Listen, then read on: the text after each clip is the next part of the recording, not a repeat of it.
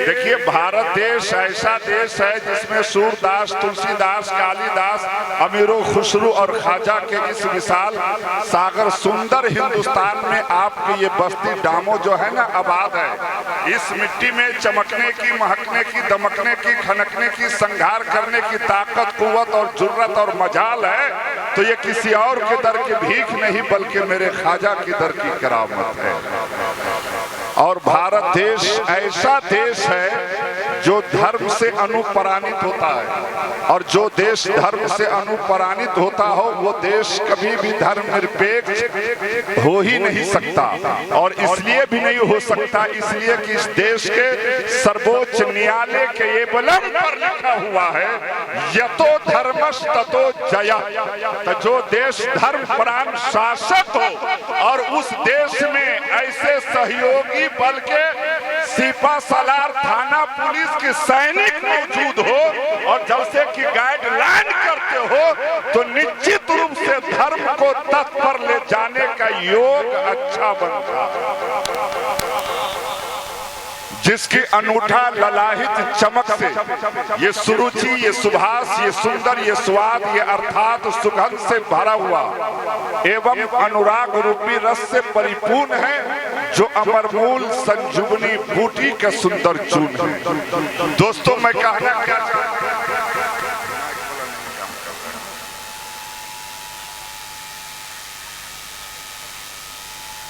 अब आप अपनी जगह पर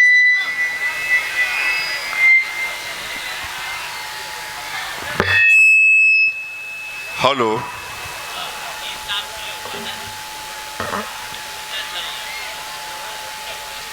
तो आज का ये अवसर बहुत ही सुखद सही है।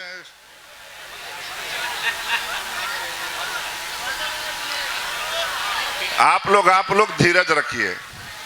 देखिए, दीपक बोलता नहीं है बल्कि उसका प्रकाश परिचय देता है। ठीक इसी प्रकार से आप अपने बारे में कुछ न बोलो, आप अच्छे कर्म करते रहो, वही आपका परिचय देंगे। जिसकी नीति अच्छी होगी उसकी हमेशा उन्नति होगी।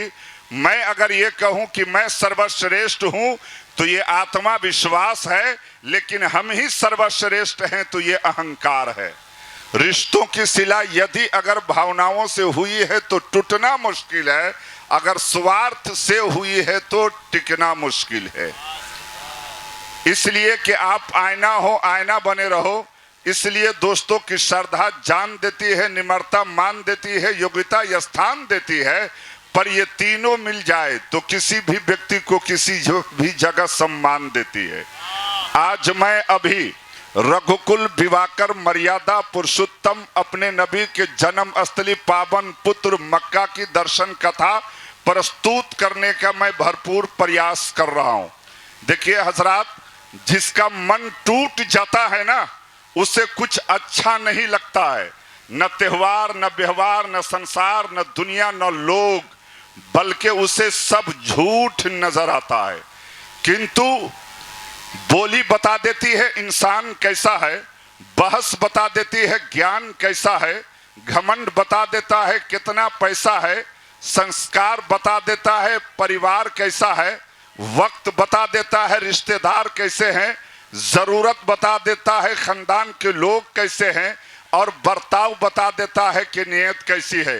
मैं आपको साफ तौर पे एक जुमला अर्ज करना चाहता हूं दोस्तों कि झूठ चाहे कितना ही चमकदार क्यों न हो, लेकिन झूठ की सच की रोशनी में उसे फीका पड़ जाना है।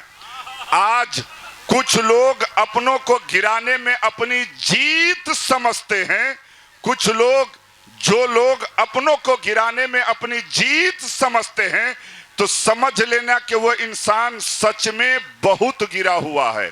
और जो लोग आपकी बुराई करके यदि वो सुकून पा रहे हैं, कुछ लोग यदि अगर आपकी बुराई करके वो सुकून पा रहे हैं तो समझ लेना कि उस इंसान के अंदर आपके मध्य मुकाबिल खड़े होने की सलाहियत नहीं है।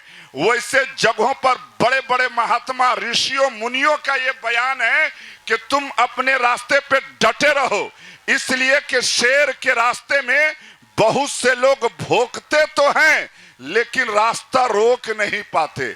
और मैं साफ शब्दों में कहता हूं कि जो लोग माचिस की तीली में अपना हाथ जला लेते हैं उन्हें कभी भी सूरज की आग से उक्का नहीं सुलगाना चाहिए।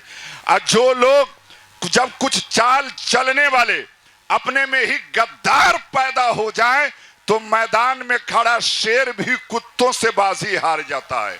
दोस्तों, हम मुस्लिम समुदाय के लोग आप जिस नबी का कलमा पढ़ते हैं, जिस रसूल का कलमा पढ़ते हैं, जिस रसूल के सदक़े में अल्लाह ने आपको ये रुतबा, ये जलवा, ये इज्जत, ये शोहरत, ये धन, ये दौलत ये अता किया है, उस रसूल का पैगाम क्या है कि परिवार को कभी भी मालिक बन करके नहीं सींचो। अगर सींचना है तो माली बन के सींचो, इसलिए कि जिस बगिया का माली जितना अच्छा होता है उस बगिया के फूल हमेशा महकते रहते हैं। देखिए दोस्तों, मैं खिताब करने के घर से नहीं, सिर्फ एक बात, हिंदू धर्मों में अनेक प्रकार के ग्रंथ लिखे गए हैं और उन्हीं ग्रंथों में प्रमुख ग्रंथ एक है रामचरितमानस। पूरी जिम्मेदारी जवाबदेही के साथ मैं अर्ज कर रहा हूं इस डामो के इस मंच से। मैं रहने वाला मुल्क नेपाल का हूं और मैं अपने मुल्क के रीत के एतबार से बोलता हूं। शहर चाहे कोई भी हो, जगह चाहे कोई भी हो, मैं कोई चुनौती में नहीं, जब भी बोलता संयमी, सुकून और शांति के साथ बोलता हूं। मैं कहना क्या चाहता हूं कि हिंदू धर्मों में अनेक प्रकार के ग्रंथ लिखे गए हैं। उन्हीं ग्रंथों में एक प्रमुख ग्रंथ है रामचरितमानस, जिसकी रचना गोस्वामी तुलसीदास जी ने की है 16वीं सदी में।